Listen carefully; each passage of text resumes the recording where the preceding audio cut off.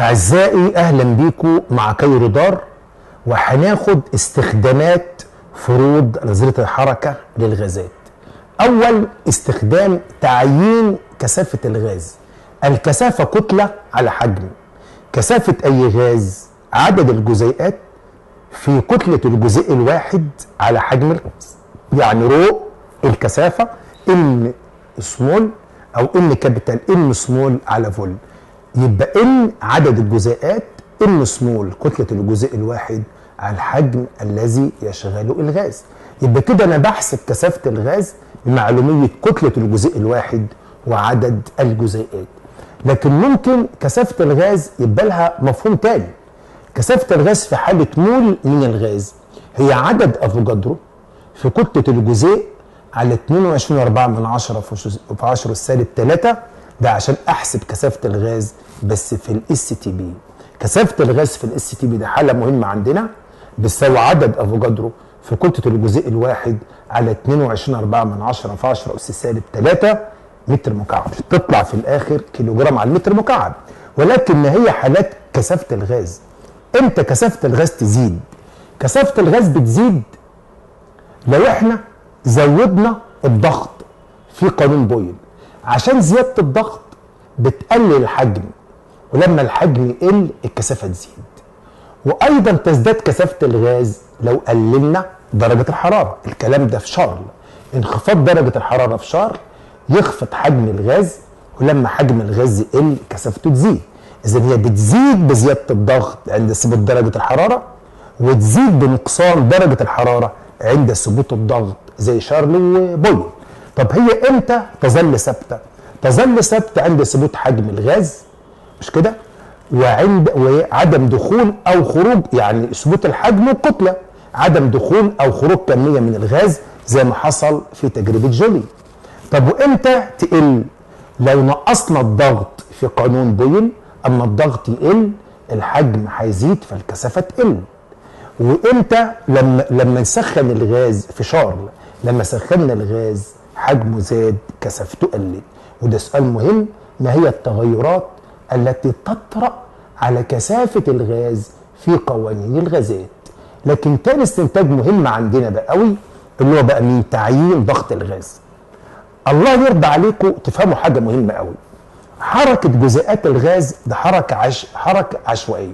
هي حركة عشوائية حرة في جميع الاتجاهات. ورغم ذلك على فكرة هي فيها نظام غريب شوية. يتساوى عدد الجزيئات التي تتحرك في جميع الاتجاهات عند أي لحظة، كما تتساوى السرعة المتوسطة في كافة الاتجاهات. يبقى الغاز هيتحرك في 3 اتجاهات، يبقى عدد الجزيئات التي تتحرك في أي اتجاه من الاتجاهات ال3 ثابت. وتتساوى ايضا سرعه السرعه المتوسطه لجزيئات الغاز في كافه الاتجاهات. تاني حاجه تعرفها ودي حاجه مهمه، ان ضغط الغاز ينشا عن القوه المناظره لتصادم الجزيئات بجدران الاناء. يبقى ينشا ضغط الغاز نتيجه تصادم جزيئات الغاز مع جدران الاناء. جدران الاناء الحول الغاز عاكسة مثالية، أي أنها تعكس الجزيئات المصطدمة بها بنفس الزاوية التي اصطدمت بها الجزيئات بهذه الجدران، دون أن تتغير مقادير السرعة عند ذلك. يعني دايما لو نزل بسرعة بزاوية معينة ينعكس بنفس الزاوية، خلي بالكم، وما يحصلش تغير في السرعة لأن التصميمات الحديثة مرنة. تمام؟ خلي بالكم من اللي احنا كاتبينه ده وقروه كويس تاني. الحاجه المهمه بقى يا اولاد، لحساب ضغط غاز اعمل ايه؟ لحساب ضغط الغاز على احد السطوح يلزم تعيين الدفع التي تكسبه الجزيئات المتصادمه مع السطح خلال ثانيه واحده لهذا السطح. عشان احسب الضغط على سطح يلزم احسب مين بقى؟ الدفع التي تكسبه الجزيئات المتصادمة مع السطح خلال ثانية واحدة لهذا السطح. وحيث أن عند التصادم تتغير فقط مركبة السرعة العمودية على سطح الجدران، علما بأن هذا التغير لا يقول إلا تغير في الإشارة فقط في الإشارة، رايح موجب راجع سالب. وعلى هذا الأساس الدفع المكتسب عند تصادم واحد يكون مساويا كمية التحرك قبل التصادم ناقص كمية التحرك بعد التصادم. يبقى ان في مثلا هناخد الاتجاه اكس، يبقى ان في اكس ناقص ان في اكس اصبحت 2 ان في اكس. يبقى ده اسمه الدفع التي ايه بقى؟ تكسبه. عايز احسب الدفع التي تكسبه الجزيئات للجدران. تعالى معايا كمل بقى كده. وبالتالي يصطدم الجزيء خلال ثانية واحدة مع الجدار. خلي بالك كام مرة بقى؟ كام مرة؟ بس الكلام ده كل ثانية، كل بقى ثانية. ايه ده كده؟ هتقول لي يصطدم الجزيء خلال ثانية واحدة عدد من المرات قدر المسافة، يعني قدر السرعة على الايه؟ المسافة. الزمن سرعة على مسافة. هاخد السرعة في الاتجاه اكس في اكس على المسافة اللي هي ضعف طول المكعب، بقت في اكس على 2 ال. ويكسبه عندئذ دفعا يساوي كام بقى؟ فاكر بقى 2 ال في اكس دي اروح ضربها في اكس على 2 ال، اصبحت 2 ال في تربيع اكس على ال.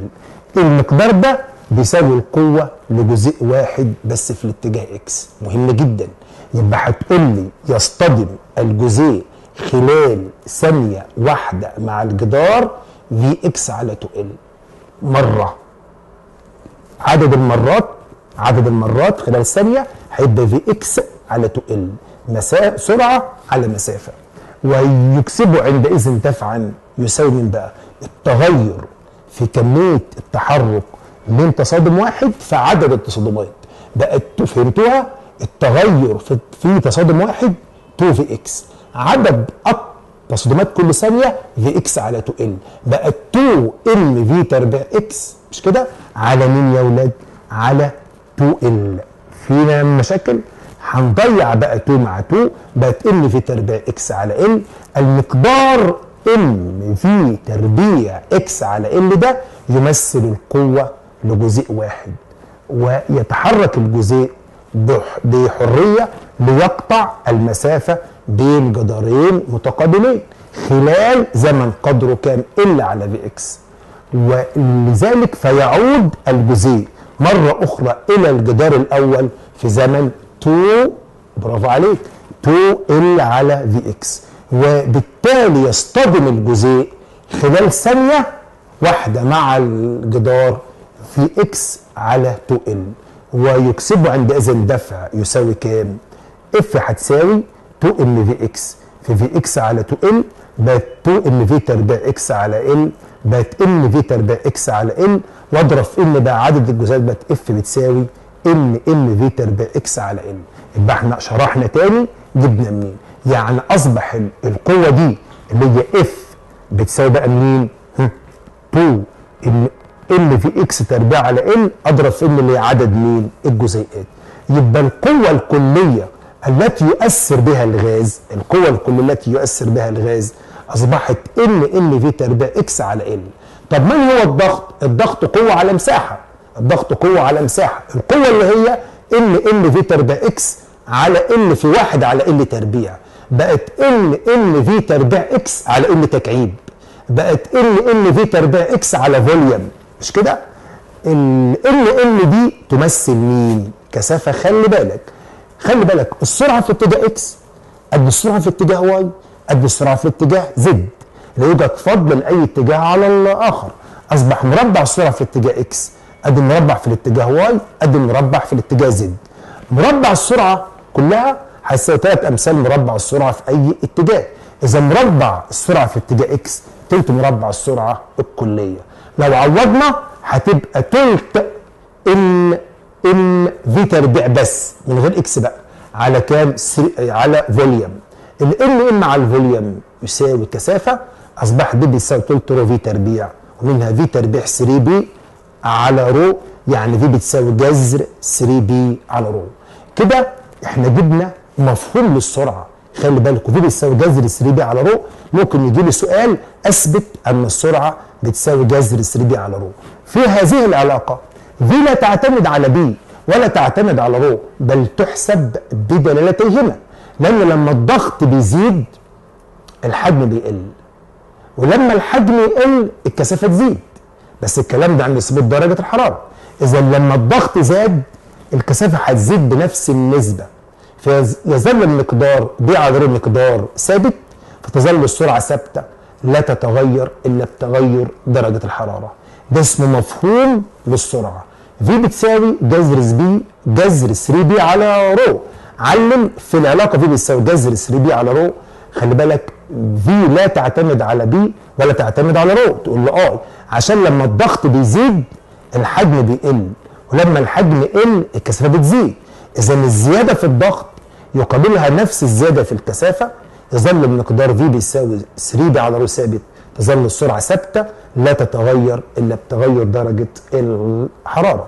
واحنا قلنا قبل كده ان اللي بيحدد السرعه درجه الحراره، اللي بيحدد معدل عدد التصادمات الضغط، واللي بيحدد المسافه بين تصادمين هو حجم الغاز. وبكده يبقى احنا جبنا مفهوم لضغط الغاز وجبنا مفهوم لكثافه الغاز نتيجه استخدامنا لفروض نظريه الحركه للغازات. وبكده نبقى وصلنا لنهايه هذا الجزء من فروض نظريه الحركه للغازات.